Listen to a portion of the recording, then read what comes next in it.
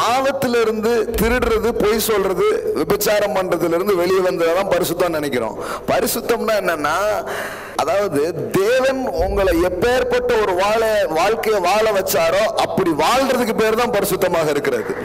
பொதுவாக இருக்கிறது அப்படிங்கிறதுல இருந்து நீங்க பிரித்தெடுக்கப்பட்டு ஒரு குறிப்பிட்ட காரியத்துக்காக நீங்க நியமிக்கப்படும் பொழுது அதற்கு பேர் தான் வேதவசனம் என்னன்னு சொல்லுது?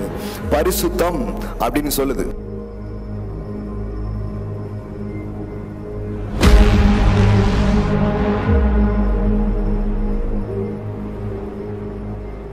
இப்போ வேதவசனம் சொல்லுது, அவர் பரிசுத்தரா இருக்கிறது போல நீங்களும். அப்படின்னா இப்ப என்ன மீனிங்? தேவன் தண்ணி அடிக்க மாட்டார், நீனும் தண்ணி அடிக்காத, அப்படியா மீனிங்? அவர் எப்படி முழுமையா இருக்கிறாரோ அது மாதிரி நீனும் முழுமையா இருக்கிறதா பரிசுத்தமாக இருக்கிறது. அவர் எப்படி பரிபூர்ணவரா இருக்கிறார், அவர் எப்படி சம்பூர்ணவரா இருக்கிறார், அவர் எப்படி எல்லாம் வல்லவரா இருக்கிறாரோ அவர் சாயலுக்கு ஒப்பாகவே நீங்கள் நிறைவாய் மாறுவதுதான் பரிசுத்தமாக இருக்கிறது.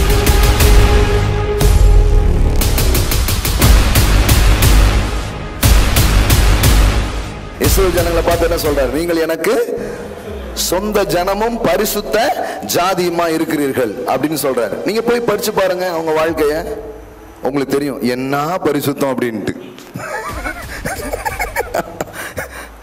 என்னையா பரிசுத்த ஜாதினாரு? இல்லாத வேலையெல்லாம் இவன் தான் பார்த்துக்கிட்டு இருக்கான்.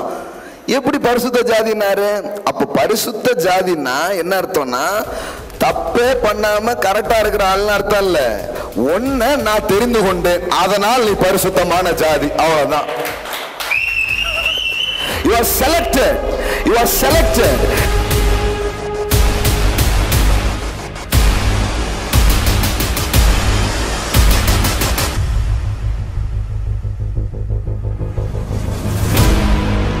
பரிசுத்தங்கிறது உங்க நடத்த, உங்க செயலை வச்சு தீர்மானிக்கிறது இல்ல, தேவனின் தெரிந்து கொள்வதாலே அது உண்டாகிற ஒரு காரியம். ஆகையால் நீங்கள் பரிசுத்த ஜாதியா இருக்கிறீர்கள். நீங்க சராசரி கிடையாது. அப்ப சராசரியில் இருந்து ஒரு மனிதன் பிரிக்கப்பட்டு விட்டால் அவன் தான் பரிசுத்தனா இருக்கிறான். ஆமென். இது எப்படி நடக்கும்? இது என்னுடைய நிலையை நீங்க சொல்லிட்டீங்க, இப்படிதான் கடவுள் என்ன பார்க்கிறாரு, இதுதான் பரிசுத்தம்னு சொல்லிட்டீங்க. How to operate it? இது எப்படி நடக்கும்? இந்த உலகத்துல இது சாத்தியமா? பரிசுத்தங்கிறது நீங்க முயற்சி பண்ணி வரதில்ல. வார்த்தை இருதயத்தில் விதைக்கப்பட்டால் அது ப்ரொடியூஸ் பண்ற ரிசல்ட் தான் பரிசுத்தமாக இருக்கிறது. It will produce. The word of God will produce holiness.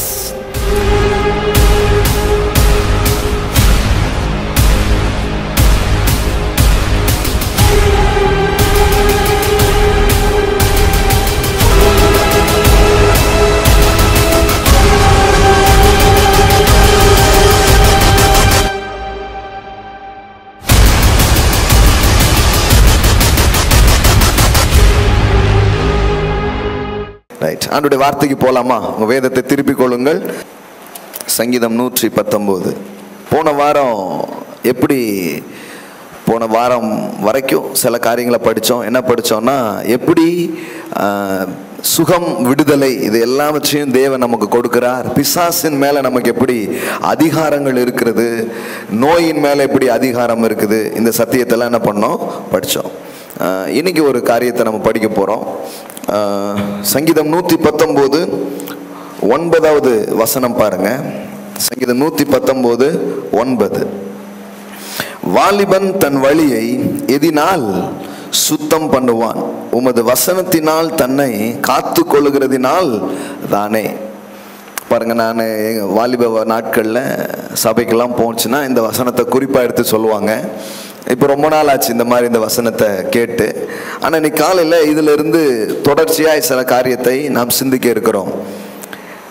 வாலிபன் தன் வழியை எதினால் சுத்தம் பண்ணுவான். எல்லாம் சொல்லுங்க, சுத்தம் பண்ணுவான். இதை பல மொழிபெயர்ப்பில் பல விதமான விதத்தில் இந்த வசனங்கள் வருகிறது. வாலிபன் தன் வழியை எப்படி வெற்றி கொள்வான் அப்படின்ட்டு வருது சில டிரான்ஸ்லேஷன்ஸில். சில இதில் எப்படி பரிசுத்தம் பண்ணுவான் அப்படின்னு என்ன பண்ணுது வருது. எப்படி வேணாலும் வச்சுக்கோங்க, அர்த்தம் ஒன்று தான். சுத்தம் பண்ணுதல் அப்படின்னா என்ன அப்படிங்கிறத முதல்ல சொல்ல விரும்புகிறேன். அதுக்கப்புறம் எப்படி அது நடக்குது அப்படிங்கிறத காட்ட விரும்புகிறேன். இந்த சுத்தம் பண்ணுதல் அல்லது பரிசுத்தம் அப்படிங்கிற வார்த்தை இருக்குது பார்த்தீங்களா, இது பைபிளில் நீங்கள் பலவேறு இடத்துல இருக்குது. அதுக்கு ஒரு அர்த்தம் தான் இருக்குது. இந்த பரிசுத்தம் அப்படிங்கிறதுக்கு ஒரு அர்த்தம். என்ன அர்த்தம் அப்படின்னு சொன்னால் செட் அபார்ட் அப்படிங்கிற ஒரு அர்த்தம் இருக்குது. எல்லாம் சொல்லுங்க செட் அபார்ட். எல்லாம் சொல்லுங்க செட் அபார்ட். நல்லா சொல்லுங்களேன். எப்படி சொல்றது அப்படிங்கிறீங்களா? பிரித்தெடுத்தல் அப்படின்னு சொல்றோம் இல்லையா, அதுதான் ஆங்கிலத்தில் எப்படி சொல்றோம்? செட் அபார்ட் அப்படின்னு சொல்றோம். எல்லாம் சொல்லுங்க பிரித்தெடுத்தல். பரிசுத்தம்னா என்னன்னா, இப்ப பாருங்களேன், உங்க வீட்டில் நிறைய பொருள் இருக்கு. ஆனா ஒரு விஷயத்தை மட்டும் என்ன பண்றீங்க, இந்த இதுக்காக இந்த கப்பை நான் யூஸ் பண்ணுவேன், இதை வேற எதுக்கும் யூஸ் பண்ண மாட்டேன், ஏன்னா இது குடிக்கிறதுக்கு யூஸ் பண்றது அப்படின்னு பிரிச்சு வைக்கிறோம் இல்லையா? அப்படி வழக்கமா இருக்கிற ஒண்ணுல இருந்து ஒண்ணுக்காக பிரிச்சு வைக்கிறீங்க பாருங்க, அதுக்கு பேரு தான் பரிசுத்தம். பரிசுத்தத்துக்கு ஆப்போசிட் வேர்டு ஒன்று இருக்குது. அது என்ன தெரியுமா? பாவம் கிடையாது. பரிசுத்தத்துக்கு எதிர்பதம் பாவம் அல்ல, காமன். எல்லாம் சொல்லுங்க opposite word. The opposite word of holiness, it is common. It's not sin, it is common. அப்போ பொதுவாக இருக்கிறது அப்படிங்கிறதுல இருந்து நீங்க பிரித்தெடுக்கப்பட்டு ஒரு குறிப்பிட்ட காரியத்துக்காக நீங்க நியமிக்கப்படும் பொழுது அதற்கு பேர் தான் வேதவசனம் என்னன்னு சொல்லுது? பரிசுத்தம் அப்படின்னு சொல்லுது. இப்ப நிறைய பேருக்கு ரொம்ப சந்தோஷமா இருக்கும், பரவாயில்ல பரிசுத்தத்தை பத்தி பேச ஆரம்பிச்சிட்டாரு அப்படின்ட்டு. சொல்லவே இல்லை, இன்னைக்கு சொல்ல ஆரம்பிச்சிட்டாரு அப்படிங்கிறாங்க. நான் வாரம் அதான் பேசிட்டு இருக்கிறேன். நிறைய பேருக்கு தெரியல. வியாதியிலிருந்து நீங்க வெளியே வர்றதுக்கு பேர் என்னது? அதுக்கு பேரும் பரிசுத்தம் தான். ஏழ்மையிலிருந்து நீங்க வெளியே வர்றீங்கன்னா அதுக்கு பேர் என்னது? அதுக்கு பேரும் பரிசுத்தம் தான். நம்ம என்ன நினைச்சுக்கிட்டோம்னா, பாவத்திலிருந்து, திருடுறது, பொய் சொல்றது, விபச்சாரம் பண்றதுல இருந்து வெளியே வந்ததான் பரிசுத்தம் நினைக்கிறோம். பரிசுத்தம்னா என்னன்னா, அதாவது தேவன் உங்களை எப்பேற்பட்ட ஒரு வாழ்க்கையை வாழ வச்சாரோ அப்படி வாழ்றதுக்கு பேர் தான் பரிசுத்தமாக இருக்கிறது.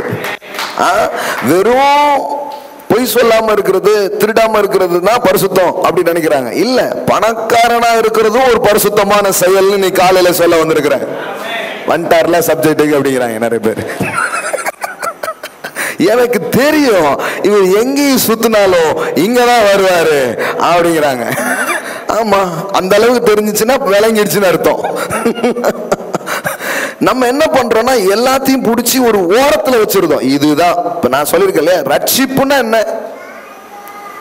What is meant by salvation? The word zozo. Salvationக்கான கிரேக்க வார்த்தை போய் படிச்சீங்கன்னா என்ன இருக்குது? zozo or soterio. அதுதான் அதுக்கான கிரேக்க வார்த்தை. அதுக்கான அர்த்தம் என்ன?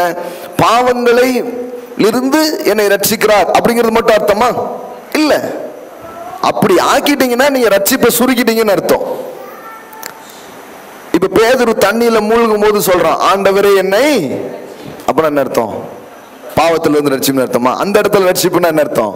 எஸ்கேப் பண்ணி விடுங்க, காப்பாத்தி விடுங்க அப்படின்னு அர்த்தம். அப்ப காப்பாற்றப்படுதலுக்கு பேரும் தப்புவித்தலுக்கு பேரும் என்னதுதான்? இயேசுவை தொட்டு ஒரு பெண் சுகமாயிட்டான். இப்ப இயேசு சொல்றாரு, ஸ்திரீயே உன் விசுவாசம் உன்னை, அந்த இடத்துல என்ன ரட்சிப்புன்னா என்னது? சுகம். எல்லாம் சொல்லுங்க சுகம். எதிரிகள், சத்துருக்கள் என்னெல்லாம் சூழ்ந்து கொள்றாங்க, அவர்களிலிருந்து நீ ரட்சியம்னா அர்த்தம். எதிரிகளிலிருந்து பாதுகாக்கப்படுதலும் எதிரிகள் பேர்லையும் வெற்றி பெறதுக்கு பேரும் என்னதான் இருக்குது? ரட்சிப்பா தான் இருக்குது. நம்ம என்ன பண்றோம்? ரட்சிக்கப்பட்டியா அப்படின்னா அர்த்தம் பாவத்துல இருந்து மனம் திரும்பிட்டியா, அது ஒண்ணுதான் ரட்சிப்புன்னு நினைக்கிறோம். கிடையவே கிடையாது. முற்றும் முடிய ரட்சிக்க வல்லவர்னு வேதவசனம் சொல்லுது. அப்படின்னா அர்த்தம்னா மனுஷன் எதுலெல்லாம் கெட்டு போய் எதெல்லாம் விழுந்து போயிட்டானோ அனைத்திலிருந்தும் அவனை தூக்குகிறார். அதுக்கு பேர் தான் ரட்சிப்பாக இருக்கிறது. ஆமென். எல்லாம் சொல்லுங்க, எல்லாவற்றிலும் இருந்தும் என்னை தேவன் தூக்குகிறார். ஏழ்மை ஆயிட்டீங்களா, உங்களை செல்வந்தராக்குவார். வியாதி ஆயிட்டீங்களா, உங்களை சுகப்படுத்துவார். அவமானப்பட்டுட்டீங்களா, உங்க தலையை நிமிர வைப்பார். வாழ்க்கையில இழப்புகளுக்குள்ள போயிட்டீங்களா, உங்களை மீட்டு எடுப்பார். இது எல்லாத்துக்கும் பேரு சால்வேஷன் தான். அது மாதிரி தான் the word holiness, இந்த பரிசுத்தங்கிற வார்த்தையையும் நம்ம என்ன பண்ணிட்டோம், அது ஏதோ பாவம் இல்லாத ஒரு நிலை அப்படிங்கறத பரிசுத்தம் நம்ம நினைச்சிட்டோம். கிடையாது. பாருங்க, இப்போ பாவங்கிற ஒண்ணு எப்ப வந்துச்சு?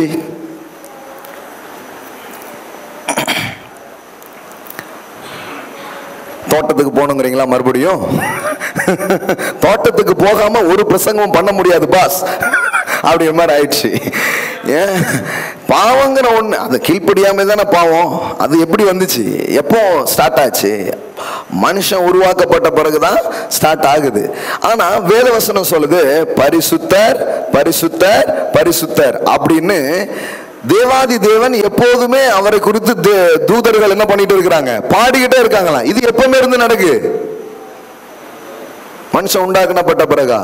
பாவம் வந்ததுக்கு அப்புறமா இல்ல, எதுவுமே உண்டாக்கப்படுறதுக்கு முன்னாடி அவர் பரிசுத்தர் பரிசுத்தர் பரிசுத்தர். ஏன்னா திரியேக தேவன் அங்க இருக்கிறார்.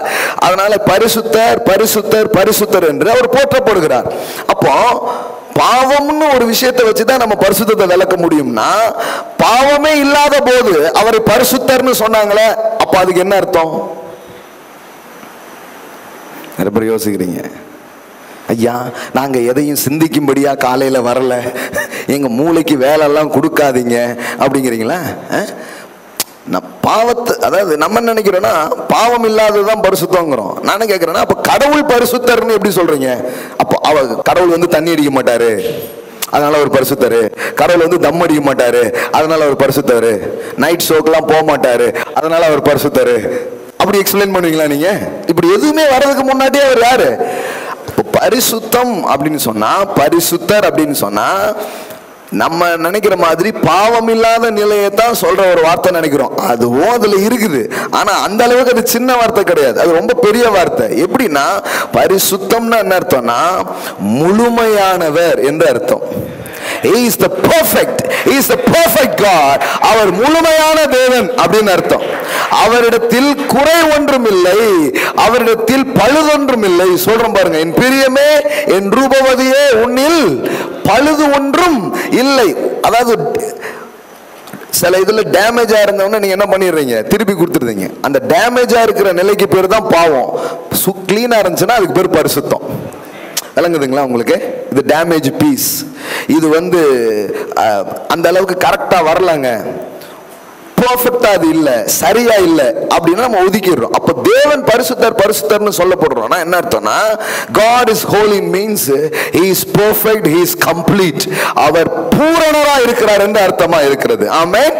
அவரில் குறை ஒன்றும் இல்லை, அவரில் பழுதொன்றும் இல்லை, அவர் சம்பூர்ணரா இருக்கிறார், அவர் நிறைவா இருக்கிறார். எதுவும் இல்லை என்ற நிலையில் அவர் இல்லை. ஆகையால் என் தேவன் பரிசுத்தர் பரிசுத்தர் பரிசுத்தர். ஆமென். அல்லேலூயா. இப்போ வேதவசனம் சொல்லுது, அவர் பரிசுத்தரா இருக்கிறது போல நீங்களும். அப்படின்னா இப்ப என்ன மீனிங்? தேவன் தண்ணி அடிக்க மாட்டார், நீனும் தண்ணி அடிக்காத, அப்படியா மீனிங்? அவர் எப்படி முழுமையா இருக்கிறாரோ அது மாதிரி நீனும் முழுமையா இருக்கிறதா பரிசுத்தமாக இருக்கிறது. அவர் எப்படி பரிபூர்ணவரா இருக்கிறார், அவர் எப்படி சம்பூர்ணவரா இருக்கிறார், அவர் எப்படி எல்லாம் வல்லவரா இருக்கிறாரோ அவர் சாயலுக்கு ஒப்பாகவே நீங்கள் நிறைவாய் மாறுவதுதான் பரிசுத்தமாக இருக்கிறது. ஆமென். இன்னும் சொல்ல போனா காமனா நான் இல்ல, I am selected அப்படின்னு சொன்னா அதுக்கு பேர் பரிசுத்தமா இருக்கிறது. இப்போ இன்னும் உங்களுக்கு புரியுற மாதிரி சொல்றேனே, இஸ்ரவேல் ஜனங்களை நீங்கள் எனக்கு பரிசுத்தமான ஜாதி அப்படிங்கிறாரு. சொல்றாரா சொல்லலையா? இஸ்ரவேல் ஜனங்களை பார்த்து என்ன சொல்றாரு? நீங்கள் எனக்கு சொந்த ஜனமும் பரிசுத்த ஜாதியுமா இருக்கிறீர்கள் அப்படின்னு சொல்றாரு. நீங்க போய் படிச்சு பாருங்க அவங்க வாழ்க்கைய, உங்களுக்கு தெரியும் என்ன பரிசுத்தம் அப்படின்ட்டு. என்னையா பரிசுத்த ஜாதினாரு, இல்லாத வேலையெல்லாம் இவன் தான் பார்த்துக்கிட்டு இருக்கான். எப்படி பரிசுத்த ஜாதினாரு? அப்ப பரிசுத்த ஜாதினா என்ன அர்த்தம்னா, தப்பே பண்ணாம கரெக்டா இருக்கிற ஆள்னு அர்த்தம் இல்ல. ஒன்ன நான் தெரிந்து கொண்டேன், அதனால் நீ பரிசுத்தமான ஜாதி, அவ்வளவுதான். You are selected. You are selected. நீ தேவனால என்ன பண்ணப்பட்டிருக்கீங்க? தெரிந்து கொள்ளப்பட்டிருக்கீங்க. இந்த உலகத்தில் இருந்து உங்களை மார்க் பண்ணிட்டார் பாருங்க. அதனால நீங்கள் பரிசுத்தவான்களா இருக்கிறீர்கள். பரிசுத்தங்கிறது உங்க நடத்தை, உங்க செயலை வச்சு தீர்மானிக்கிறது இல்ல. தேவனின் தெரிந்து கொள்வதாலே அது உண்டாகிற ஒரு காரியம். ஆகையால் நீங்கள் பரிசுத்த ஜாதியா இருக்கிறீர்கள். பக்கத்துல சொல்லுங்க, நீங்க பரிசுத்த ஜாதி. ஐயா சரியாயிட்டார் போல, ஐயா கரெக்டாரு போல நினைக்காதீங்க. ஐயாவை தேவன் தெரிந்து கொண்டார், அம்மாவை தேவன் தெரிந்து கொண்டுட்டார். ஆகையால் அவர்கள் பரிசுத்த ஜாதியாக இருக்கிறார்கள். ஆமென். You are selected. You are not common. You are special. பக்கத்துல பார்த்து சொல்லுங்க, you are special. You are special. சொல்லுங்க சொல்லுங்க, சண்டையா பக்கத்துல பார்த்து கண்ணை பார்த்து சொல்லுங்க, you are special to God. You are not common. நீங்க சராசரி கிடையாது. அப்ப சராசரியில் இருந்து ஒரு மனிதன் பிரிக்கப்பட்டு விட்டால் அவன் தான் பரிசுத்தனா இருக்கிறான். ஆமென். நான் சும்மா காமனான ஆள் கிடையாது, சராசரியான ஆள் கிடையாது. I am selected. I am selected. I am selected by God. நான் தேவனாலே தெரிந்து கொள்ளப்பட்டவன். அதுக்கு பேரு தான் பரிசுத்தமாக இருக்கிறது. ஆமென். இப்ப சொல்லுங்க, நீங்க பரிசுத்தவான்களா? 10 பேர் தானா? மீதி பேர்லாம் யோசிக்கிறீங்க, ஜோம் பண்ணுங்க பாஸ்டர், எப்படியாவது நான் பரிசுத்தமாயிரணும். You are selected. அவர் உங்களை எப்ப தெரிந்து கொண்டாரோ, எப்ப தூக்கிட்டாரோ, அப்போதே நீங்கள் பரிசுத்தவான்களா இருக்கிறீர்கள். தேவனால் தெரிந்து கொள்ளப்பட்டவர்களாக இருக்கிறீர்கள். ஆமென். வேதவசனம் அப்படிதான் சொல்லுது. You are holy.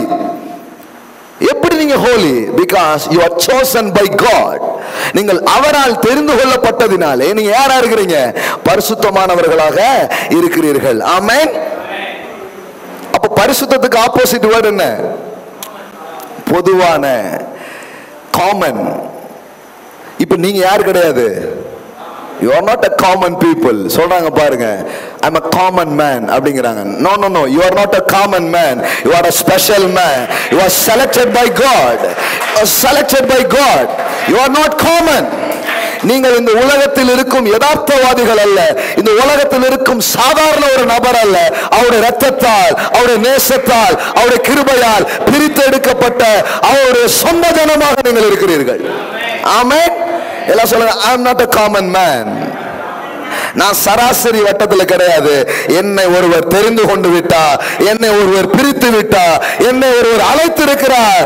ஆகையால் நான் சராசரி அல்ல. அதனாலதான் you are a holy generation. You are a royal priesthood. நீங்கள் பரிசுத்த ஜாதியாகவும் ஆசாரிய வம்சமாகவும் இருக்கிறீர்கள் என்று வேதவசனம் சொல்லுகிறது. ஏன்? இது ஏதோ நீங்க என்னத்தையோ பண்ணி அது இதையும் செஞ்சதுனால உருவாக்குறது இல்ல. அவர் கண்ணில் உங்களுக்கு தயவு கிடைச்சிச்சு. நீங்க வாழணும்னு ஒரு முடிவு பண்ணிட்டார். அதனாலதான் நீங்க பரிசுத்தவானாக இருக்கிறீர்கள். அதனாலதான் நீங்கள் தெரிந்து கொள்ளப்பட்டவர்களா இருக்கிறீர்கள். நீங்கள் தேவனுக்கு சொந்தமான ஜனமாய் நீங்கள் இருக்கிறீர்கள். அல்லேலூயா. எல்லாம் சொல்லுங்க, I am selected. எத்தனையோ பேர் உங்களை ரிஜெக்ட் பண்ணிட்டாங்க, ஆனா கடவுள் உங்களை செலக்ட் பண்ணிட்டார். போங்க. ஆமென். You are selected by God. வேதம் சொல்லுகிறது, மனிதனால் தள்ளப்பட்டதும் தேவனால் தெரிந்து கொள்ளப்பட்டதும். somebody reject. யாரோ உங்களை வேண்டான்னாங்க, யாரோ நீங்க தேவையில்லைன்னாங்க, யாரோ நீங்க சரியில்லைன்னாங்க. ஆனால் தேவாதி தேவன், நீ எனக்கு சொந்தமானவர், நீ எனக்கு சொந்தமானவர் என்று உங்களை தனக்கு சொந்ததனமாக அவர் ஏற்றுக்கொண்டார். ஆமென். எல்லாம் சொல்லுங்க, நான் அவருடையவன்.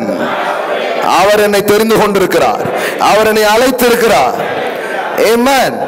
So அப்போ you are holy. You are holy means you are not common. You are not common. That means holy. Understand that. It's இன்னொரு புரிதல் என்ன? Holy means complete. எல்லாம் நிறைந்திருக்கிற ஒரு நிலை. அப்போ வேதவசனம் சொல்லுது, உன் ஆவி, ஆத்துமா, சரீரம் எல்லாத்துலயுமே நீ எப்படி இருக்கணுமா? You must become holy. நீ எல்லாத்திலையும் பரிசுத்தமா இருக்கணும். என்ன அர்த்தம்? உன் வாழ்க்கையில எதுலையுமே நீ குறைவா இருக்க கூடாதுன்னு அர்த்தம். ஆமென். எந்த குறைவும் இல்லாம நீ உன் வாழ்க்கையில எப்படி இருக்கணும்? முழுமையா இருக்கணும். அது உன்னை குறித்த தேவனுடைய சித்தமா இருக்கிறது. ஆமென். சரி, இப்ப கவனிங்க, how to, இது எப்படி நடக்கும்? இது என்னுடைய நிலையை நீங்க சொல்லிட்டீங்க, இப்படிதான் கடவுள் என்ன பார்க்கிறாரு, இதுதான் பரிசுத்தம்னு சொல்லிட்டீங்க. how to operate it, இது எப்படி நடக்கும்? இந்த உலகத்துல இது சாத்தியமா? வியாதி இருக்கு. வியாதி இருக்கிற உலகத்துல நீங்க வியாதி இல்லாம ஆரோக்கியமா வாழ்றீங்கன்னா அதுக்கு பேர் பரிசுத்தம்.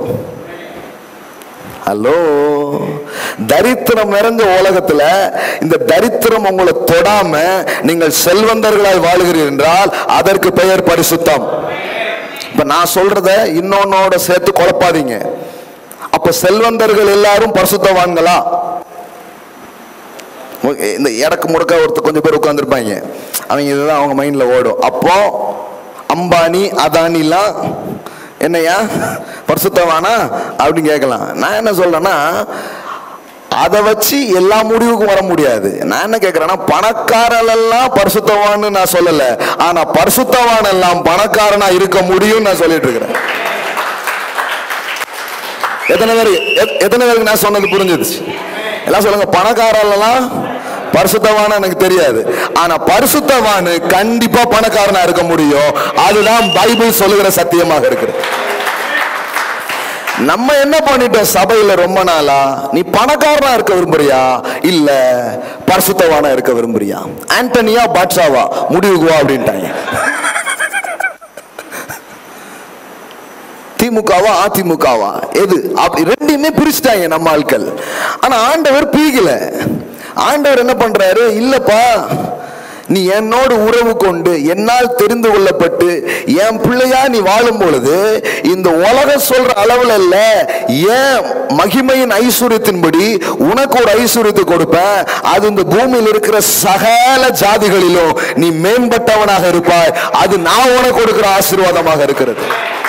ஆமென். தேவன் ஒரு மனுஷனை உயர்த்துகிறார், தேவன் ஒரு மனிதனை ஆசீர்வதிக்கிறார். பிரியமானவர்களே, அப்ப நீ காலையில புரிஞ்சுக்கோங்க, நீங்க பணக்காரர்கள் எல்லாம் பரிசுத்தவான்கள் என்பதல்ல எனது கூற்று. எனது கூற்று பரிசுத்தவான்கள் பணக்காரர்களா இருக்க முடியும் என்பதுதான் சத்தியமாக இருக்கிறது. நாம நினைச்சோம் ரெண்டையுமே பிரிச்சு வச்சுட்டோம். ஒன்னு இப்படி போகணும், இல்லை இப்படி போகணும், பணமா பரலோகமா முடிவு செய் அப்படின்ட்டாங்க. இது ரெண்டையும் யாரையா பிரிச்சு வச்சது? இது பரலோகமே ஒரு பணக்கார இடம் தானே. தங்கத்தை தரையில போட்டு அப்புறம் அந்த இடத்துக்கு பேர் என்ன இடம் சொல்லுவீங்க? இங்க தார்ல ரோடு கூட போக மாட்டேங்க ஒழுங்கா, அதுல கொள்ளடிச்சிட்டு போயிடுறான். வெறும் கல்லு மட்டும்தான் இருக்கு. வண்டி போனதுக்கு அப்புறம் அப்படியே போயிருக்கு ரோடு போட்டீங்களே, ஆமா அப்படியே போட்டோம்ல, ஒரு அறிகுறி இருக்க மாட்டேங்குது. ஆனா அங்க தங்கத்தாலே போட்டு வச்சிருக்கிறாரு. அப்புறம் அந்த இடத்துக்கு பேர் என்னதான்? செல்வம் மிகுந்த இடம். நான் யோசிப்பேன், இந்த தங்கம் வேண்டாம் பொருள் வேண்டாங்கிறவங்க எல்லாம் பரலோகத்துல எப்படி நடப்பாங்க?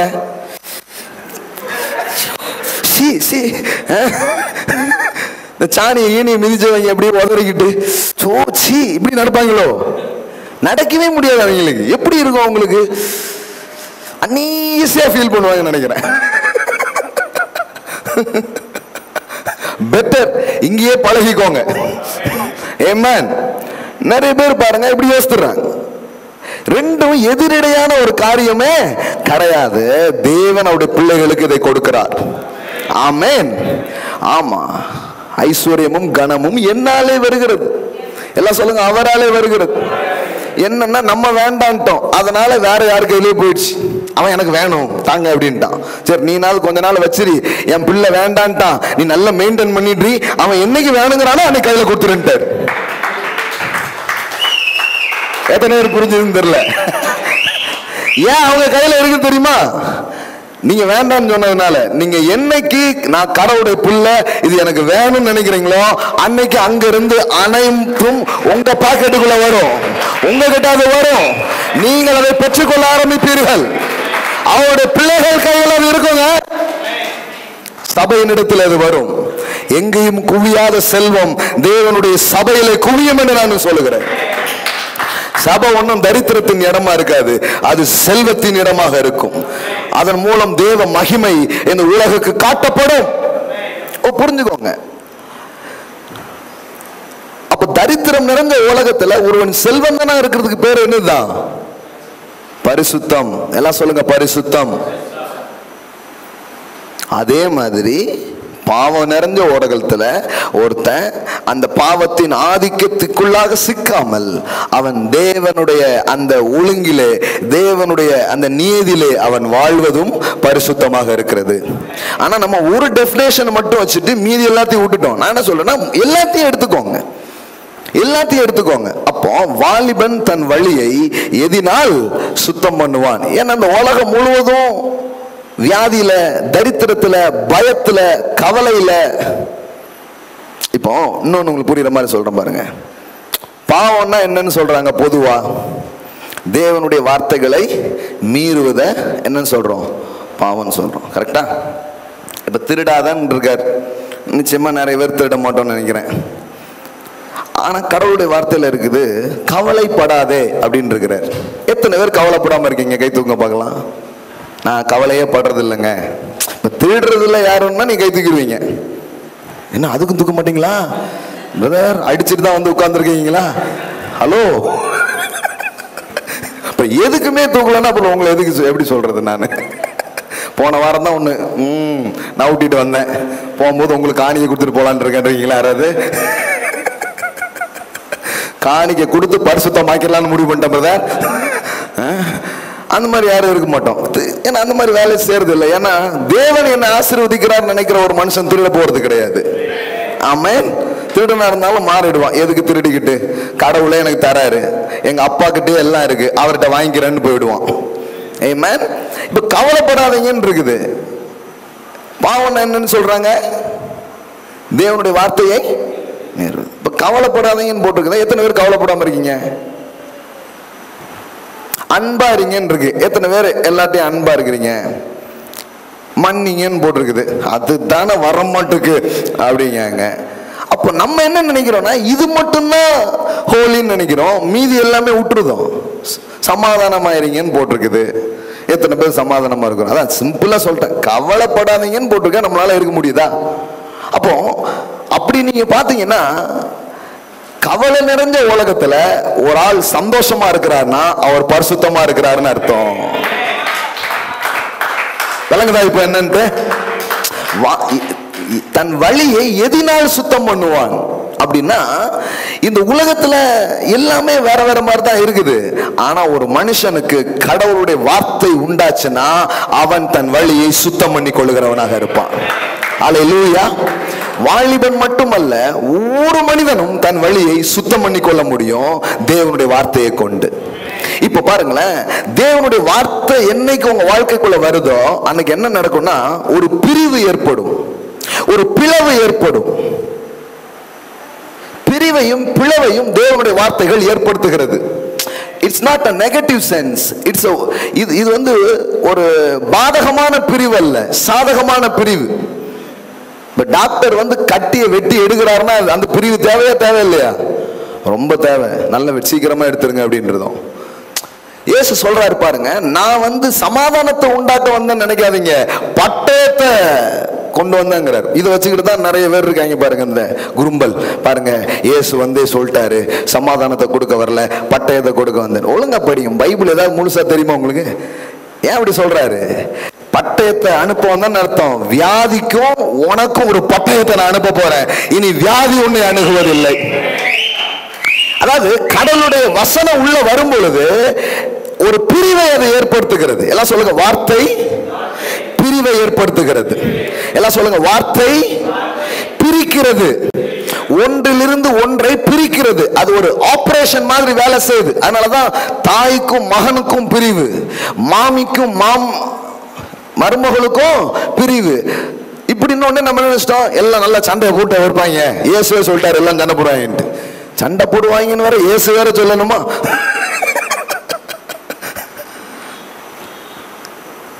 உலகத்திலே உபத்திரம் உண்டு பைபிள் சொல்லுகிறது. ஆமா, இதுக்கு பைபிள் ரொம்ப தேவை. அதான் பார்த்தாலே தெரியுது. உபத்திரவம் நிறைஞ்ச உலகத்தை நல்லாக்குறதுக்கு தாங்க இந்த பைபிள் தேவைப்படுது. சும்மா எதுக்கு எதுன்னே தெரியாம யூஸ் பண்ணிட்டு இருப்பாங்க நிறைய பேர். பிரச்சனை உண்டுன்னு நீங்க தெரியுங்கன்னா சும்மா மாலை மலர் தினத்தந்தி படிச்சாலே போதும். கழுத்தை அறுத்து போட்டான், இந்த மாதிரி அங்க பஞ்சத்துல 4 பேர் செத்தான், இங்க வந்து குண்டு வெடிச்சிச்சு, இங்க ஏதாச்சுன்னா அதுக்கு பைபிள் படிக்கணும் அவசியம் கிடையாது. பைபிள் எதுக்கு தெரியுமா? It's set apart. இந்த கரப்டடான உலகத்துல அதுல இருந்து உங்களை பிரிச்சு உங்களை வேற மாதிரி வாழ வைப்பதற்கு தான் இந்த வார்த்தைகள் அனுப்பப்பட்டிருக்கிறது. It's set apart. It's make you set apart. இந்த வார்த்தைகள் உங்களை நோக்கி வரும் பொழுது ஒரு பட்டயம் போல் வருகிறது, ஒரு பிரிவை ஏற்படுத்தும் வண்ணமாய் வருகிறது. இந்த உலகத்தோடு நீங்க ஒத்து போகாம, இந்த உலகத்தோடு காம்ப்ரமைஸ் ஆகி போகாம, இந்த உலகத்தின் ஆவியிலிருந்து, இந்த உலகத்தின் மனநிலையில் இருந்து, இந்த உலகத்தின் சகல பாதிப்புகளில் இருந்தும் உங்களை அப்படியே பிரிச்சு உங்களை உகந்தவர்களாய், தூய்மை உள்ளவர்களாய் தேவனுக்காக வாழ வைக்கிறது தான் இந்த வார்த்தையின் நோக்கங்களாக இருக்கிறது. ஹல்லேலூயா. எல்லாம் சொல்லுங்க, எதினால் சுத்தம் பண்ணுவான். எப்படி போட்டிருக்கு பாருங்க, உங்களுடைய வசனத்தின்படி தன்னை காத்துக் கொள்ளுகிறதுனால தானே. ஆமென். எல்லாம் சொல்லுங்க, தேவனுடைய வார்த்தைகள் இந்த உலகத்தில் இருந்து என்னை பிரித்தெடுக்கிறது. பாருங்க, இதை கூட தப்பா எடுத்துட்டு போயிடுச்சு நம்ம கிறிஸ்தவ உலகம். நாங்க பிரிக்கப்பட்டவர்கள். பிரிக்கப்பட்டவர்னா ஒருத்தனையும் பேச மாட்டேன், யார்கிட்டையும் பேசுகிறேன், அண்ணன் என்ன தம்பி என்ன அப்படின்ட்டாங்க. சொந்தம் என்ன பந்தம் என்ன, ஏன்னா நாங்க பிரிக்கப்பட்டிருக்கோம்.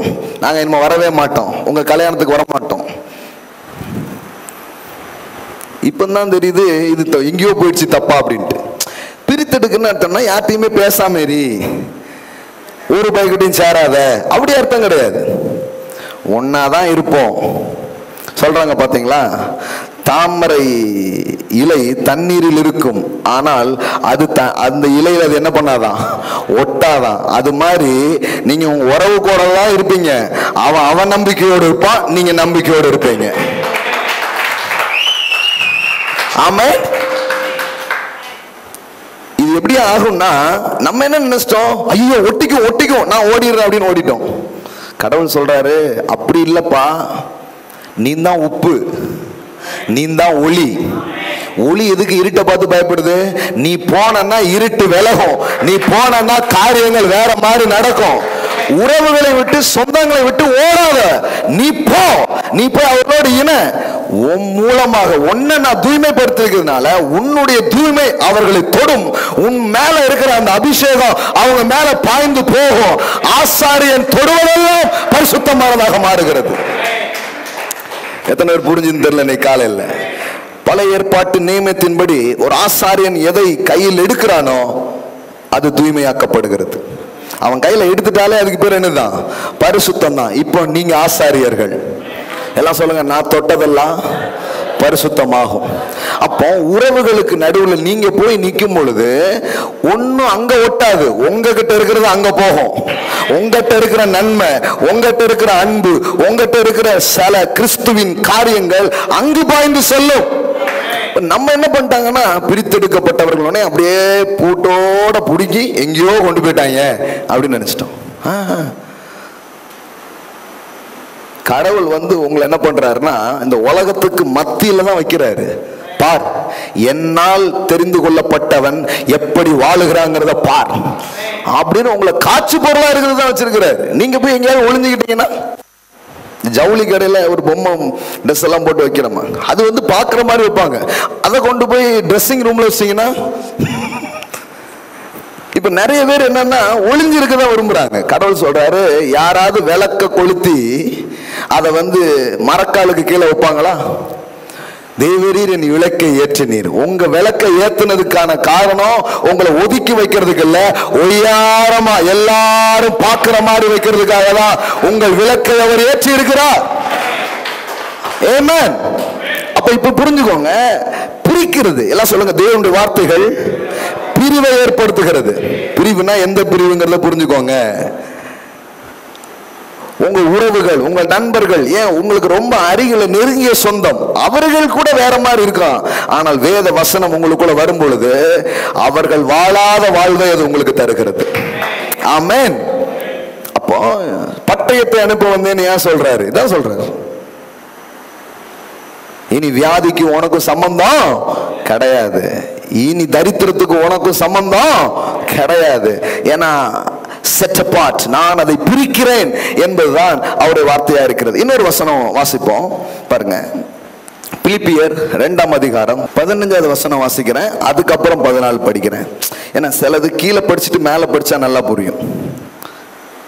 பைபிள் படிக்கிறதுக்கு பல மெத்தட்ஸ் இருக்குல்ல, அப்படி படிச்சுட்டு வர்றதுக்கு கீழே இருந்துட்டு மேலே போனீங்கன்னா நல்லா புரியும். ஆமா, 15வது வசனம் பாருங்க. கோணலும் மாறுபாடுமான சந்ததியின் நடுவிலே குற்றமற்றவர்களும் கபடற்றவர்களும் தேவனுடைய மாசற்ற பிள்ளைகளாய் இருக்கும்படிக்கு. இந்த சந்ததி எப்படி சொல்லுது? கோணலும் மாறுபாடுமான சந்ததி. அதாவது நேராவே இல்லை, எப்படி இருக்குது? கோணலா இருக்குது, மாறுபாடா இருக்குது. எப்படியோ அது ஒரு வாழ்க்கை என்ன பண்ணுது, நடத்துது. இந்த மாதிரி ஒரு ஜெனரேஷன், இந்த மாதிரி ஒரு உலகம். இப்ப கடவுள் சொல்றாரு, இப்படிதான் உலகம் இருக்குங்கிறதுக்காக நீ அப்படி இருக்கணுங்கிற அவசியம் இல்ல. உன்னை நான் எப்படி வாழ வைக்க போறேன், அல்லது நீ எப்படி இந்த உலகத்துல தன்னை காத்து கொள்ளுகிறவனாக, தன்னை சுத்தம் பண்ணுகிறவனாக, தன்னை வேறுபடுத்திக் கொள்ளுகிறவனாக எப்படி வாழ முடியும் சொல்றாரு பாருங்க. 14வது வசனம். நான் வீணாக ஓடினதும் வீணாக பிரயாசப்பட்டதும் இல்லை என்கிற மகிழ்ச்சி கிறிஸ்துவின் நாளில் எனக்கு உண்டாயிருப்பதற்கு ஜீவ வசனத்தை பிடித்து கொண்டு. எல்லாம் சொல்லுங்க, ஜீவ வசனத்தை பிடித்து கொண்டு. எப்படி நீங்க உலகத்திலிருந்து கரைபடியாதவர்களாக வேறுபட்டவர்களாக நீங்க வாழ முடியும்னா, ஜீவ வசனத்தை பிடித்து கொண்டு உலகத்திலே சுடர்களை போல பிரகாசிக்கிற நீங்கள். அப்ப என்ன அர்த்தம்னா, இந்த உலகம் கோணலா இருக்குது, மாறுபாடா இருக்குது, எப்படி இல்லாம இருக்குது. ஆனால் வார்த்தையை யார் பிடித்துக் கொள்கிறார்களோ அவர்கள் இந்த உலகத்தில் வித்தியாசமானவர்களாக வாழ ஆரம்பிக்கிறார்கள். ஆமென். எல்லாம் சொல்லுங்க, தேவனுடைய வார்த்தைகள் என்னை உலகத்தில் இருந்து பிரித்தெடுக்கிறது. பிரித்தெடுக்குதுன்னா என்ன அர்த்தம்னா, இந்த காமன் லைஃப்ல இருந்து உங்களை சூப்பர் நேச்சுரலுக்கு அழைக்குது. இந்த யதார்த்த வாழ்க்கையிலிருந்து தேவரகமான வாழ்க்கைக்கு அது உங்களை அழைக்கிறது. இந்த தாழ்வு மனப்பான்மையில் இருந்து தேவ மனப்பான்மைக்கு அது உங்களை அழைக்கிறது. பயம் நிறைஞ்ச உலகத்துல உங்களை விசுவாசத்திலே வாழ அது அழைக்கிறது. கவலை நிறைஞ்ச உலகத்துல நீங்கள் சமாதானமாய் வாழ அது உங்களை அழைக்கிறது. இந்த வேலையை தேவனுடைய வார்த்தைகள் செய்ய ஆரம்பிக்கிறது. அப்போ நீங்க கடவுளுடைய பிள்ளையா இருக்கலாம், சபையில் இருக்கலாம், உலகத்தில் இருக்கலாம், வேலையில் இருக்கலாம், எங்க வேணாலும் இருக்கலாம். உங்களுக்குள்ள வார்த்தை மட்டும் இருக்குன்னா உலகத்திலே சுடர்களை போல நீங்கள் பிரகாசிக்க ஆரம்பிப்பீர்கள். ஆமென். அங்க எப்படி போட்டிருக்கு பாருங்க, ஜீவ வசனத்தை பிடித்து கொண்டு. எங்க சுடரை போல பிரகாசிக்கிறீங்க? எல்லாம் சொல்லுங்க, உலகத்திலே. ஒருத்தர் சொல்றாரு, என் கம்பெனியில ரட்சிக்கப்பட்டவங்களே இல்லை பிரதர், அதனால சபையில் ஏதாவது வேலைக்கு சேர்ந்துடலான் இருக்கேங்க. எப்படி? அது அங்க வேலை செய்யறதை விட இங்க செய்யறது ரொம்ப கஷ்டம்.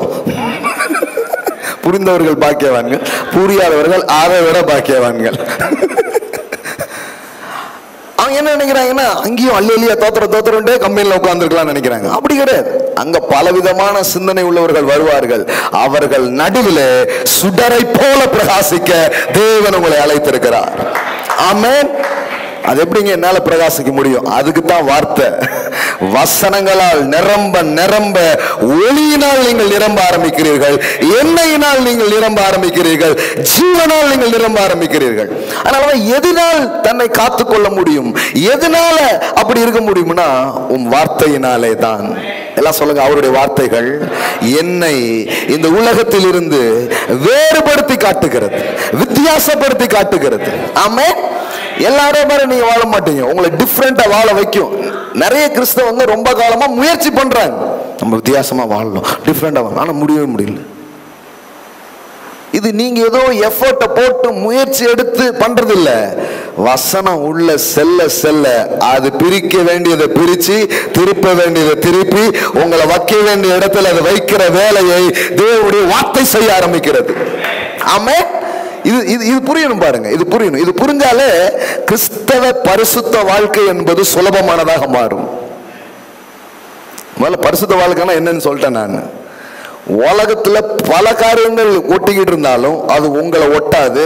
நீங்க அவைகளுக்கு நடுவில் பிரகாசமாக நீங்கள் வாழ ஆரம்பிப்பீர்கள். ஆமென்.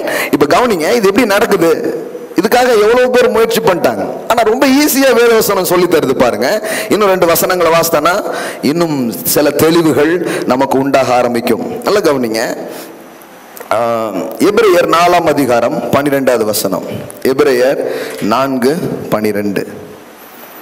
தேவனுடைய வார்த்தையானது ஜீவனும் வல்லமையும் உள்ளதாயும். எல்லாம் சொல்லுங்க, வார்த்தையிலே ஜீவன் இருக்கிறது, வல்லமை இருக்கிறது. ஆமென். தேவனுடைய வார்த்தையிலே ஜீவனும் வல்லமையும் இருக்கிறதாம். அப்போ இந்த உலகத்துல நீங்க வாழும் பொழுது தேவனுடைய வார்த்தைகள் உங்களுக்குள்ள செல்லும் பொழுது உங்களுக்குள்ள என்ன போகுது? லைஃப். You getting life. நீங்க இப்ப வார்த்தை கேட்டிருக்கீங்களா? இப்ப என்ன நடக்குது தெரியுமா? நீங்களே யோசிக்க முடியாத ஒரு ஜீவன் உங்களுக்குள்ளே பிரவேசித்துக் கொண்டிருக்கிறது. இயேசு சொன்னார், நான் சொல்லிய வார்த்தைகள் ஆவியாயும் ஜீவனுமாயும் இருக்கிறது. அதனாலதான் வார்த்தை கேட்டுக்கிட்டு இருந்தீங்கன்னா சிலர பசி கூட எடுக்காது. ஹலோ,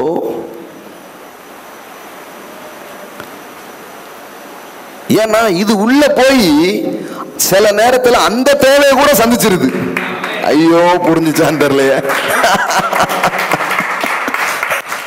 மனுஷன் அப்பத்தினால் மாத்திரம் அல்ல, தேவனுடைய வாயிலிருந்து புறப்படுகிற ஒவ்வொரு வார்த்தையினாலும் பிழைப்பான் என்று எழுதப்பட்டிருக்கிறது.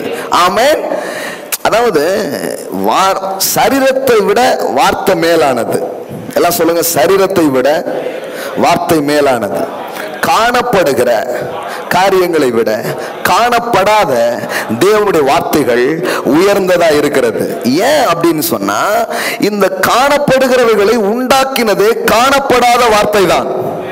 இப்ப காணப்படுகிற இந்த சரீரத்தை உண்டாக்குனது எது? காணப்படாத தேவனுடைய வார்த்தை. அப்ப உண்டாக்குனதே உள்ள நுழையும் போது சரீரமே ஜீவன் உள்ளதாக, பலன் உள்ளதாக அது மாறுவதில் எந்த ஆச்சரியமும் இல்லை. அதனாலதான் நீதிமொழிகள் 4:20 படிக்கிறோம், இவைகள் உன் உடலுக்கெல்லாம் ஆரோக்கியமாக மாறுகிறதாம். வேத வசனங்கள் ஒரு மனிதனுக்குள்ளே செல்ல செல்ல வியாதி நிறைஞ்ச உலகத்திலே அந்த வார்த்தைகள் உள்ள போய் அவனுக்குள் ஆரோக்கியத்தை உண்டாக்குகிறது. கெட்ட சிந்தனைகளும் மோசமான எண்ணங்களும் நிறைஞ்சிருக்கிற உலகத்துல தேவனுடைய வசனங்கள் செல்ல செல்ல அவனை பிரித்து அவன் சிந்தனையும் நம்பிக்கையும் மாற்றி அமைக்கிற வேலையை அது செய்கிறது. அதனாலதான் பாருங்க, பரிசுத்தத்துக்காக போராடக்கூடாது. வசனத்தை அனுப்பினாலே அது பரிசுத்தத்தை உண்டாக்கிடும். It's simple. எல்லாம் சொல்லுங்க, வாலிபன் தன் வழியை எதினால் சுத்தம் பண்ணுவான். வாலிபரோ வயதுவரோ அவனுக்கு தான் கொஞ்சம் எக்ஸ்ட்ரா போராட்டம். அதனாலதான் அவனை சொல்லிட்டார், அவனே பண்ண முடியுதுன்னா 40 தாண்டிட்டுலாம் நீனும் பண்ணிடலாங்கிறாரு. இப்போ அப்படி இல்லை. சில நேரம் 40க்கு அப்புறம் தான் இல்லாத பிரச்சனை எல்லாம் பாக்குறாங்க. மாற்றுறது பூரா 40க்கு மேல உள்ளது தானே.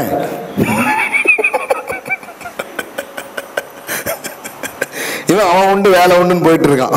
இல்லாத சேட்டையெல்லாம் இதுக்கு பிறகு தான் பண்ணிட்டு இருக்காங்க.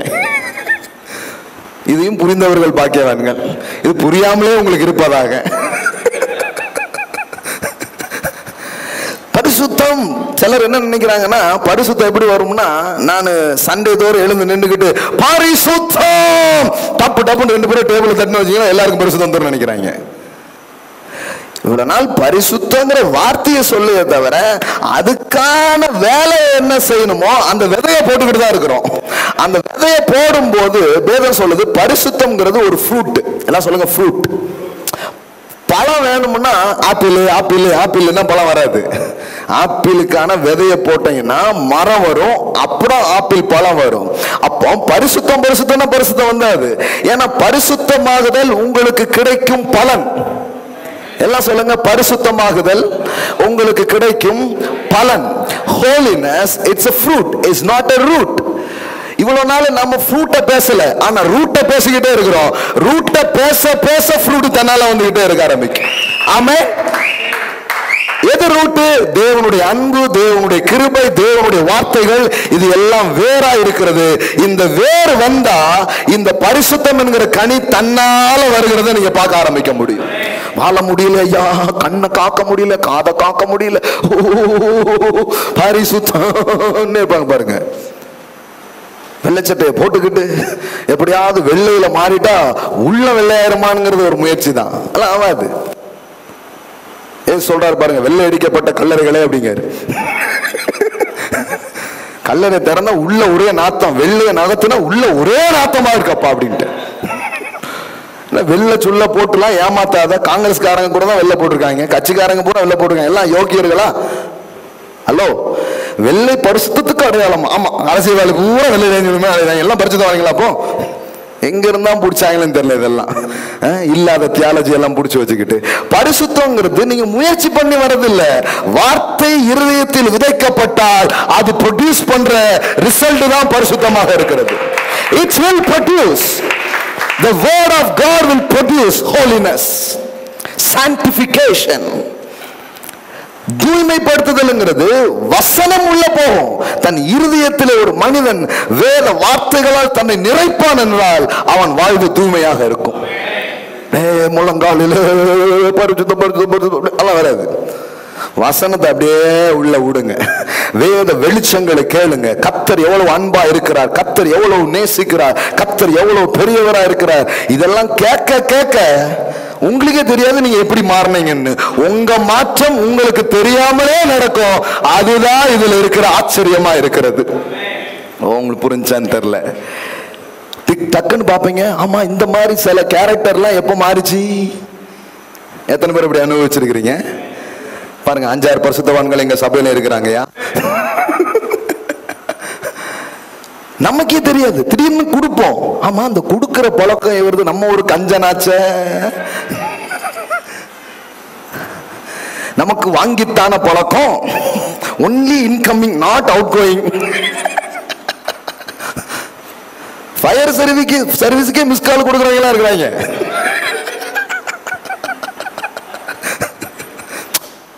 செலவாயிட்டு என்ன பண்ண, மிஸ் கால் கொடுத்து வைப்போம், தேவைன்னா அவங்க அடிப்பாங்க. அந்த அளவுக்கு ஈஸியான கும்பல்லாம் இருக்குது. ஆனா இப்போ வசனம் உள்ள செல்லும் போது, வார்த்தை செல்லும் போது ஒரு 10 லட்சம் கொடுக்கலான் இருக்கேன். எப்படி இந்த பரிசுத்தம் வந்துச்சு? ஏன்னா வார்த்தை உள்ள செல்லும் போது சுவாபமே மாறுது, எண்ணமே மாறுது, சிந்தனையே மாறுது. பரிசுத்தமாகுதல் உங்களுக்கு கிடைக்கும் பலன் முடிவோ நித்திய ஜீவன். ஆமென். அப்ப போராட வேண்டியது இல்லை. பரிசுத்தம் இல்ல அப்பெல்லாம் போடனா வராது. சில ஒத்த காலம் நின்று பார்க்காங்க, ஒத்த காலம் நின்னாலும் வராது, உபவாசிச்சாலும் வராது. வார்த்தை உள்ள சென்றுச்சுன்னா பாருங்க, வார்த்தை உங்களை பரிசுத்தமாக்குங்கிறத நிரூபிச்சுக்கிட்டே இருக்கலாம். நீ காலையில நான் பேசிக்கிட்டே இருக்க முடியும். பாருங்க இன்னொரு வசனம், இந்த வசனத்தை முடிச்சிருந்தேன் பாருங்க. என்ன போட்டிருக்குது? தேவனுடைய வார்த்தைகள் எப்படிப்பட்டதா இருக்குதா? ஜீவனும் வல்லமையும் உள்ளதா இருக்கிறது. அது எப்படி இருக்குதா? இருபுறமும் கருக்குள்ள எந்த பட்டயத்திலும் கருக்குவானதாயோ இருக்குதான். அப்ப நான் சொல்றேன், கடவுளுடைய வார்த்தை என்னது? பிரிக்குது பாருங்க. அது ஆபரேட் பண்ணுது. பிரிக்க வேண்டியதெல்லாம் என்ன பண்ணுது? பிரிக்குது. வெட்ட வேண்டியதெல்லாம் விட்டுது. தோல்வியே யோசிச்சுட்டு இருப்பீங்க. வசனம் உள்ள போகும்போது நீ தேவனால் பிறந்தவன், நீ ஜெயிக்க பிறந்தவன் என்கிற ஒரு எண்ணத்தை தரும். அப்ப அது வரைக்கும் தோத்து போவோம்னு நினைச்சிட்டு இருக்கிற உங்களுக்குள்ள அது ஒரே வெட்டு, அந்த தோல்வி மனப்பான்மையை. அதுக்கப்புறம் வெற்றியின் மனப்பான்மை உங்களுக்குள்ள வருகிறது நீங்கள் பார்ப்பீர்கள். ஆமென். அப்போ ஒரு ஆபரேஷன் பண்ணுது. எல்லாம் சொல்லுங்க, ஆபரேஷன் பண்ணுது. ஆமா, எங்கெல்லாம் போகும் பாருங்க ஆபரேஷன். என்ன எங்கெல்லாம் போதா? இருபுறமும் கருக்குள்ள எந்த பட்டயத்திலும் கருக்கானதாயும் ஆத்துமாவையும் ஆவியையும் கணுக்களையும் ஊனையும் பிரிக்கத்தக்கதாக உருவ குத்துகிறதாயும் இருதயத்தின் நினைவுகளையும் யோசனைகளையும் வகையறுக்கிறதாயும் இருக்கிறது. இன்னர்மோஸ்ட் பீயிங், உங்களுடைய சப்கான்சியஸ்குள்ள கூட தேவனுடைய வார்த்தை ஆழமாய் செல்லுகிறது. எப்பமோ ஏற்பட்ட வடுக்கள், எப்பமோ ஏற்பட்ட காயங்கள் நீங்களே அறிந்திராமல் இருப்பீர்கள். ஆனால் வல்லமையுள்ள வார்த்தை உள்ளே சென்று ஆழம் வரைக்கும் போய் அது வேற பண்ணி குணமாக்கும். வெளியில பார்த்தீங்கன்னா ஆள் கம்ப்ளீட்டா மாறிடுவாரு. இவர் எப்படி இப்படி ஆனாரு? எத்தனை பேர் வந்து கேட்டிருக்காங்க. ஒருத்தங்க வந்து ஒரு தட்டு ஃபுல்லா பழம் வச்சு என்ன பாக்குறதுக்காக வந்தாங்க. எதுக்கு தெரியுமா? எங்க பையன் எப்படி மாறினா, நீங்க என்ன பண்ணி மாத்துனீங்க? சொந்தக்காரங்கெல்லாம் வந்துட்டாங்க. அந்த ஆள் மாற்றத்தை பார்த்து நான் என்ன பண்ணீங்க? சின்ன வயசுல இருந்து நாங்க எவ்வளவு சொல்லியிருப்போம். யாரும் கேட்டு மாறாதவங்க உங்க சபைக்கு வந்தோடனே ஆளே மாறிட்டாரு. குடியை விட்டுட்டான், பிசினஸ் நல்லா பண்றான், மனைவியை நல்லா பார்த்துக்கிறான், டோட்டலா சேஞ்ச் ஆயிட்டானா என்ன பண்ணீங்க கேட்காங்க. நான் என்னங்க பண்ணேன்?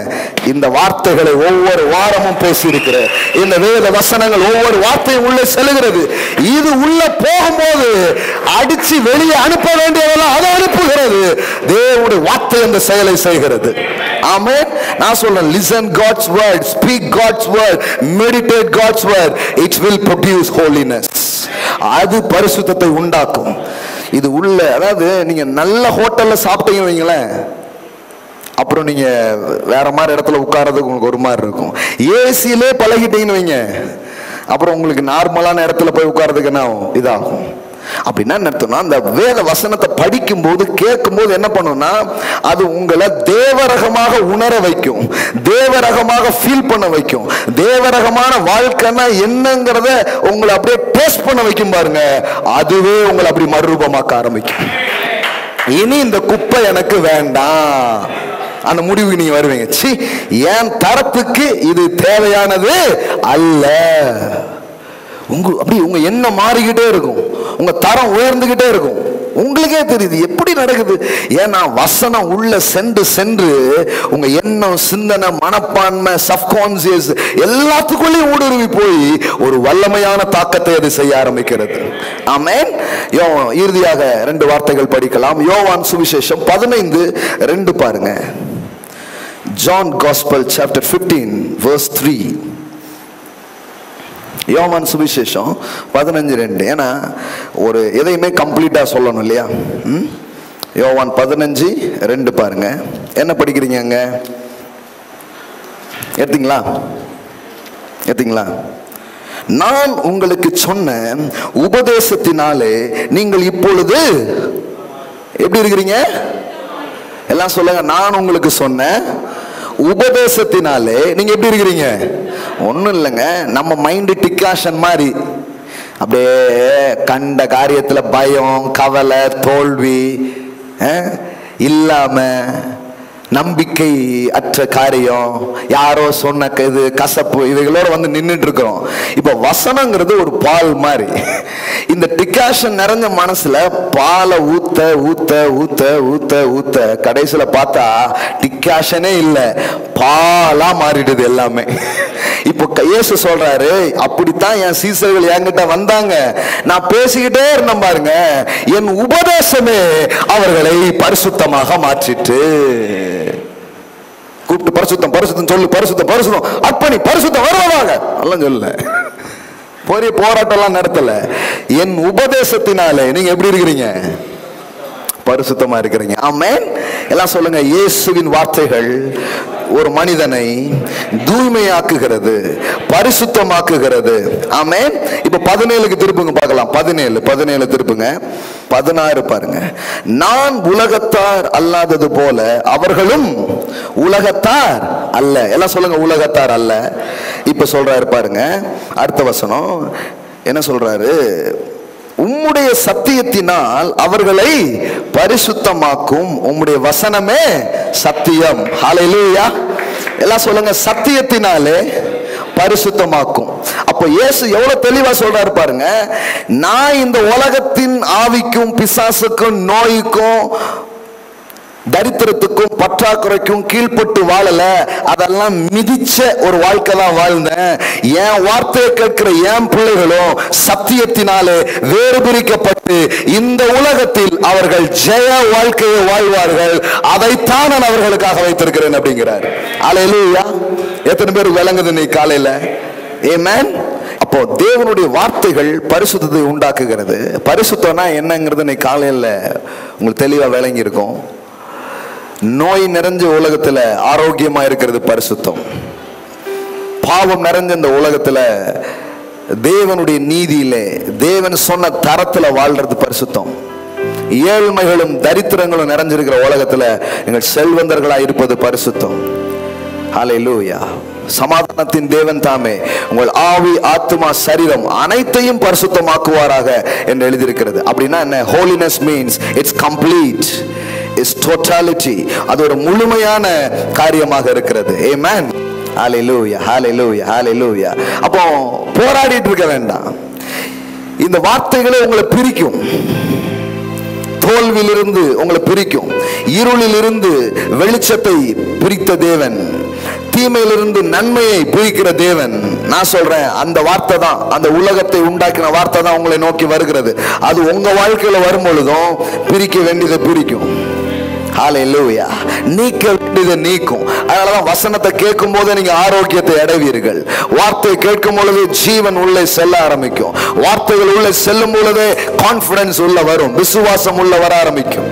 ஹல்லேலூயா. அனைத்து வேர்களையும் அது உருவாக்கும். பின்பு பரிசுத்தம் என்கிற கனியை நீங்கள் பார்க்க ஆரம்பிப்பீர்கள். ஹல்லேலூயா. வாலிபன் தன் வழியை எதினால் சுத்தம் பண்ணுவான்? தேவனே உம்முடைய வார்த்தையினால் தன்னை காத்துக் கொள்ளுகிறதினால் தானே. வார்த்தையை தன் இருதயங்களில் வைக்க ஒரு மனிதன் எடுக்கும் முயற்சி, பின்பு அந்த வார்த்தை அந்த மனிதனை சகல காரியங்களில் இருந்தும் பாதுகாக்கிறது. கொசா கடிக்குதுங்கிறாங்க, விளம்பரம் காமிக்கிறான். ஒன்னும் இல்ல, இந்த உடனே இல்ல, ஏதோ ஒண்ணு இது மேல தேய்ச்சிட்டேன்னா கொசு வந்து ஒன்னு என்ன பண்ணாது, கடிக்காது. இந்த உலகத்திலே நிறைய சிஸ்டம் வச்சிருக்கிறாங்க. அப்போ தேவன் வந்து என்ன சொல்றாரு, எல்லாம் வந்து உன்னை தாக்க முயற்சி எடுக்கும் போது, என் வார்த்தை வந்து உன்னை மூடிக்கும் போது அது உள்ள வராது, அது உள்ள வராது. அது உன்னை ப்ரொடெக்ட் பண்ணும், அது உன்னை காக்கும். ஹல்லேலூயா, ஆமென், ஹல்லேலூயா. கரங்களை உயர்த்துவோம், அப்பாவை நோக்கி பார்ப்போம் இந்த காலை வேளையில. எங்கள் அன்பு தகப்பனே, ஹல்லேலூயா. இந்த மாசற்ற அழியாத வித்து அதுதான் எங்களை பிறப்பித்திருக்கிறது. இந்த உலகத்திலிருந்து எங்களை வேறு பிரித்திருக்கிறீர். set apart. நாங்கள் பிரித்தெடுக்கப்பட்டிருக்கிறோம் வித்தியாசமாய் வாழும்படியாக. வெறும் பிரித்தெடுத்தது மட்டுமல்ல, வாழுகிற வலிமையை எங்களுக்குள்ளாக நீர் அளிக்கிறீர் கர்த்தாவே. வியாதியை மேற்கொள்ளுகிற வலிமை, தரித்திரத்தை மேற்கொள்ளுகிற வலிமை, துன்பங்களை கவலைகளை மேற்கொள்ளுகிற வலிமை, ஹல்லேலூயா, பிசாசின் தந்திரங்களை மேற்கொள்ளுகிற வலிமை இது எங்களுக்கு அளிக்கிறீர் கர்த்தாவே. உம் வசனமே பரிசுத்தப்படுத்துகிறது, சத்தியத்தினால் எங்களை பரிசுத்தமாக்குகிறீர் கர்த்தாவே. இந்த கால வேளையில புறப்பட்டு வந்த வார்த்தைகள் எங்கள் இருதயங்களை தொடுவதற்காய் ஸ்தோத்திரம், எங்கள் ஆவிக்குள் செல்வதற்காய் ஸ்தோத்திரம், எங்கள் இருதயத்துக்குள் செல்வதற்காய் ஸ்தோத்திரம், எங்கள் நினைவுகளை தொடுகிறதற்காய் ஸ்தோத்திரம். எங்க வாழ்க்கையை இந்த உலகத்தில் சிக்கிக்கிட்டு இருக்கிற காரியத்தில் இருந்து தாவீது சொல்லுகிறான், என் ஆத்துமா மண்ணோடு ஒட்டி கொண்டிருக்கிறது, உம் வசனத்தால் என்னை உயிர்ப்பியும் என்று கேட்கிறான். தப்பான இடத்துல ஒட்டிக்கிட்டு இருக்கிற எங்கள் ஆத்துமாவை, தவறான காரியங்களோடு இணைந்திருக்கிற எங்கள் வாழ்வை தேவ வார்த்தை எங்களை பிரித்தெடுக்கிற வேலையை அது செய்கிறது. ஒரு பட்டயத்தை போல அது வேலை செய்கிறது. அப்படிப்பட்ட சிகிச்சைகள் நடைபெறுவதாக, அப்படிப்பட்ட ஆபரேஷன் இந்த இடத்துல நடக்கும்படிக்காக நான் பேசுகிறேன். வெட்ட வேண்டியது வெட்டப்படுவதாக, இந்த கால வேளையில பிரிக்க வேண்டியது பிரித்தெடுக்கப்படுவதாக. ஹல்லேலூயா, ஹல்லேலூயா, ஹல்லேலூயா. Set apart, Father, I speak, set apart in this place. ஹல்லேலூயா. ஒரு பிரித்தெடுக்கும் செயல் இந்த காலையில் நடக்கட்டும். தங்கள் கடந்த கால துன்பத்தோடு இன்னும் ஒட்டி கொண்டிருக்கிற அவர்கள் வாழ்க்கை இந்த காலையில் பிரித்தெடுக்கப்படுவதாக. கடந்த காலத்தை மறந்து தேவன் நிகழ்காலத்தில் எனக்காக ஒரு வெற்றியை வைத்திருக்கிறார் என்று அவர்கள் இருதயங்கள் பார்க்கும்படியாக ஒரு பெரிய பிரித்தெடுக்கப்படுகிற வேலை இந்த காலையிலே நடக்கும்படிக்காக நான் பேசுகிறேன் ஆண்டவரே. இப்பொழுது பரிசுத்தமாக்கும் செயல் இந்த இடத்திலே நடப்பதற்காய் ஸ்தோத்திரம். ஹல்லேலூயா. Thank you for the sanctifications ஆண்டவரே. உம் வார்த்தை எங்களை தூய்மைப்படுத்துகிறது, உம் வார்த்தை எங்களை பிரித்தெடுக்கிறது, உம் வார்த்தை எங்கள் மனதை சிந்தனைகளை மாற்றுகிறதற்காய் ஸ்தோத்திரம் செலுத்துகிறோம். ஹல்லேலூயா, ஹல்லேலூயா, ஹல்லேலூயா. ஓ மக்கு ஸ்தோத்திரம் ராஜா. நீ பார்க்கிற கேட்கிற பிள்ளைகள் யாரா இருந்தாலும் சரி, ஹல்லேலூயா, இது அவர்களை நிரப்பட்டும், இது அவர்களை ஆளட்டும், இது இதனுடைய வெளிச்சம் அவங்க வாழ்க்கையில பெருகட்டும் என்று நான் சொல்லுகிறேன் இயேசுவின் நாமத்தினால் பிதாவே. ஆமென், ஆமென், ஆமென், ஆமென். Praise God.